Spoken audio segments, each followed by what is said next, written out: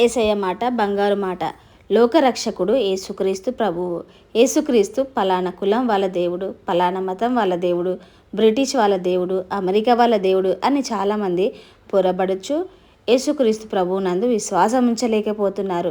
కానీ వారు తెలుసుకోవాల్సిన విషయం ఏమిటంటే, యేసుక్రీస్తు ప్రభువారు ఒక వర్గానికే, ఒక మతానికే పరిమితం కాదు. అలా అయితే అసలు ఆయన దేవుడే కాదు. యేసుక్రీస్తు ప్రభువు లోకమంతటిని ఎంతో ప్రేమించి సమస్త మానవాళి కొరకు తన ప్రాణాన్ని కలువరి శిలువలో అర్పించాడు. యేసుక్రీస్తు ప్రభువు ప్రజలందరికీ దేవుడు. నీ కులం ఏదైనా, నీ మతం ఏదైనా ఒకసారి యేసుక్రీస్తుని నీ హృదయంలోకి చేర్చుకో. నీవెన్నడూ అనుభవించని శాంతి, సమాధానం అనుభవిస్తావు.